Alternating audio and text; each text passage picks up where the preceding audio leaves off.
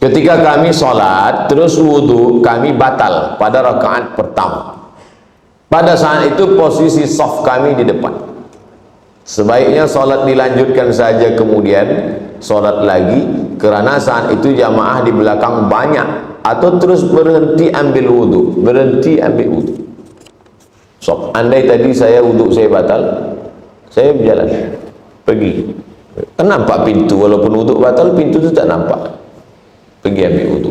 Tapi kalau di saf 2, saf 3, katanya lebih baik tegak berdiri 40 tahun daripada melalui orang yang sedang salat dalam keadaan kondisi normal. Ada orang salat, lalu dia, itu yang tak boleh. Makanya bila kita sedang salat, kita mesti ada sutrah di depan. Dari kita ke sutrah tempat sujud ni orang tak boleh lalu. Bila ada orang lalu, kita halang. Ada dia nak lalu, kita halang. Tapi kadang orang ni dia tak mengaji, kita halang, dia sangka nak salam pula. Apa khabar Ustaz? Lama tak nampak ke? Halang. Tapi bila dalam keadaan darurat, ad-darurat tubihul mahzurat. Darurat, emergensi, membolehkan sesuatu yang terlarang. Maka pada saat itu dia keluar, dia ambil wudu. Boleh kami membuat amalan doa-doa atau zikir-zikir tanpa ijazah dari seorang guru? Maka itu ada saya tulis, saya ambil dari pendapat seelok-eloknya, seafdal-afdalnya adalah ijazah. Tapi andai dia amalkan dari buku, maka perbuatan itu baik, boleh. Tapi kalau afdal ijazah. Ajaztukum, aku ijazahkan kepada kamu. Astajizukum, aku meminta ijazah. Tapi kalau dia amalkan dari guru kah atau dari buku kah? Kalau saya menulis buku, maka sekaligus ijazah sekali. Ini buku dengan ijazahnya sekali, boleh. Tapi afdal ijazah. Tak pakai ijazah, boleh. Mohon Ustaz ijazahkan Ratib Al-Attas. Ratib Al-Attas, Ratib Al-Haddad minta ijazah kepada Habib Al-Attas, Habib Al-Saggaf, Habib Al-Haddad minta. Abdul Somad bukan Habib. Abdul Somad bukan keturunan Nabi Muhammad SAW. Keturunan Nabi juga, cuma Nabi Adam. Ajaztukum jami'a marwiyati wa muhadarati wa muallafati. Aku ijazahkan semua buku-buku, tazkirah-tazkirah, zikir-zikir, dalam buku 40 hadis zikir, dalam buku 37 masalah populer, dalam buku 99 tanya jawab salat, kepada semua yang hadir di majlis ini. Ijazatan ammah, ijazah ammah, asa an tanfa'ana fid daraini, mudah-mudahan bermanfaat buat kita dunia akhirat. Ala hazihi niyah al-Fatihah. A'udzubillahi minasyaitonir rajim. Bismillahirrahmanirrahim. Alhamdulillahi rabbil alamin. Arrahmanir rahim. Maliki yaumiddin. Iyyaka na'budu wa iyyaka nasta'in. Ihdinas siratal mustaqim, siratal ladzina an'amta 'alaihim ghairil maghdubi 'alaihim waladdallin. Amin. Apakah yang dimaksudkan dengan Al-Quran itu mendahului masa? Mohon pencerahan dari yang mulia. Al-Quran itu mendahului masa.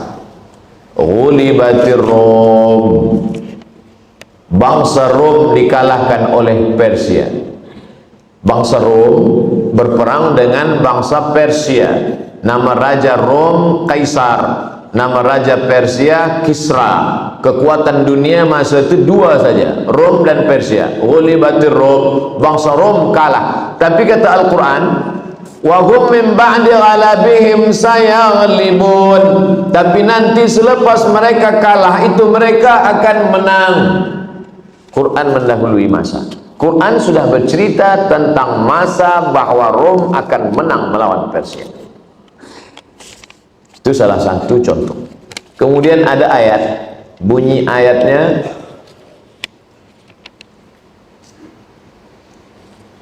bahwa tempat berperangnya itu fi adnal ardi, di tempat yang paling dekat.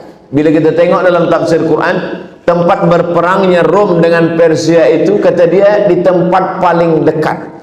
Tapi rupanya ayat ini mendahului masa. Ayat itu sebenarnya bercerita bukan tempat paling dekat ke Makkah, tapi tempat yang paling rendah di antara permukaan bumi dunia ini. Yang paling rendah di bawah laut adalah Dead Sea, laut mati. Tempat Jordan, di Jordan tempat perangnya Persia dengan Rom. Al-Quran sudah mendahului masa. Karena Quran itu bukan datang dari Muhammad sallallahu alaihi wasallam, tapi dia wahyu dari Allah. Wa ma yantiqu 'anil hawa in huwa illa wahyun yuha. Al-Quran bercerita tentang masa lampau, Al-Quran juga bercerita tentang masa depan, apa yang akan terjadi. Dalam Al-Quran Allah berfirman yang maksudnya Allah tidak membebankan hambanya melainkan apa yang ia mampu olehnya. Al-Baqarah 3 ayat di ujung, la yukallifullahu nafsan illa wus'aha. Ayat yang lain, la yukallifullahu nafsan illa ma'ataha. Oleh sebab itu beberapa kali diulang-ulang Allah Subhanahu wa taala tentang masalah. Dalam Al-Qur'an yang mengenai maksud di atas, kalau boleh Ustaz tolong sebutkan nama surahnya dan nama ayatnya sekali. Oh, saya tak ingat. Kalau boleh saya jawab, saya jawab. Kalau tak boleh saya jawab, saya sebut tak ingat. Nanti akan saya jawab, ni saya bawa balik, nanti saya buatkan satu video khas untuk pertanyaan ni. Berapa kali Allah sebutkan di surah apa saja, ayat berapa saja, nanti di-upload di channel Ustaz Abdul Somad official. Jangan lupa subscribe, like and share. Nanti ni saya bawa balik. Kita selalu diberitahu sesiapa yang dapat menyebut kalimah la ilallah di akhir ayatnya dia akan masuk surga. Hadis sahih, man qala la ilaha illallah dakhalal jannah. Bagaimana kalau orang itu membaca kalimat tersebut 1000 kali setiap hari sepanjang hidupnya? Elok. Apa dalil berzikir 1000 kali? Perbuatan sahabat Nabi namanya Abu Hurairah. Abu Hurairah tidak tidur malam sebelum dia bertasbih alfa uqdah. Alfa 2000, alfu 1000, alfan 2000, uqdah simpul. Dia simpul tali sebanyak 2000 simpul tali. Selepas itu 2000 simpul tali sebelum tidur malam dia petik subhanallah, subhanallah, subhanallah. Itulah dalil kalau ada tok guru ustaz bagi tahu awak berzikir 1000, awak berzikir 2000. Sebab boleh. Sebab bila dibagi tahu berapa kali saya berzikir, zikir ajalah banyak-banyak. 5 kali berhenti. Berapa kali saya berzikir tuan? Berzikirlah banyak-banyak. 2-3 kali berhenti. Tapi bila dia bagi tahu berzikir 1000 kali. Dia banyak berzikir 1000 kali. Setiap hari dia berzikir 1000 kali. Apakah baginya peluang untuk masuk surga? Kita berhusnuzan kepada Allah. Ana inda husni zanni abdi bi. Aku menurut persangka husnuzan hambaku kepadaku. Maka kita sangka baik pada Allah. Mudah-mudahan Allah bagi yang baik. Kita niat baik, kita buat baik, kita cakap baik, kita amal baik, datang baik, maka Allah bagi baik. Tak mungkin Allah menzalimi.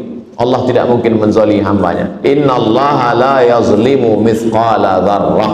Allah tidak akan mungkin menzalimi hambanya walaupun sebesar biji sawi. Oleh sebab itu jangan khawatir, jangan takut, jangan cemas. Maka kita amal baik, niat baik, buat baik, zikir baik, mudah-mudahan Allah kasih yang baik insyaallah. Kalau datang yang tak baik pun sebenarnya ada hikmah di balik itu. Saya sudah buat baik, saya sudah niat baik, saya sudah amal baik, kenapa yang datang yang tak baik? Asa an takrahu syai'an wa huwa khairul lakum. Boleh jadi kau benci sesuatu, tapi di balik itu ada banyak hikmah kebaikan. Asa an takrahu syai'an wa yaj'alallahu fihi khairan katsira. Boleh jadi kamu benci sesuatu, tapi di balik itu banyak kebaikan-kebaikan. Sebab kita memandang dengan pandangan kita, sedangkan Allah menyuruh kita memandang dengan pandangan Allah Subhanahu wa ta'ala. Tidak ada yang paling baik daripada ridha menerima ketetapan takdir Allah Subhanahu wa ta'ala. Man lam yarda biqada'i, siapa yang tak ridha menerima takdirku, walam yasbir bibala'i, siapa yang tak sabar menerima ujian yang aku berikan, falyatlub rabban siwaya, carilah Tuhan selain aku. Dia suruh kita cari Tuhan selain dia. Mana ada? Maknanya kafir, na'udzubillah. Nanti selepas semua manusia masuk ke dalam surga, Manakala manusia masuk ke dalam surga semuanya sudah mendapatkan surga jannatin tajri min tahtihal anhar, taman-taman yang mengalir sungai-sungai semuanya. Selepas itu Allah bertanya kepada penghuni surga, "Madza turidun?" Hai penghuni surga, kamu nak apa lagi? Kata penghuni surga, ada satu yang kami belum dapat. Apa dia? Ridhaka. Ridham. Ada yang lebih tinggi daripada surga. Itu yang disebut Allah, wa ridwanum minallahi akbar. Ridha Allah lebih besar dari segalanya. Yang mendapatkan ridha Allah itu hanya orang yang ridha menerima keputusan takdir Allah Subhanahu wa taala. Oleh sebab itu maka ridha. Raditu billah rabbah. Pagi baca sekali, petang sekali. Raditu billahi rabbah wa bil islami dinan wa bi Muhammadin nabiyyan wa rasulah.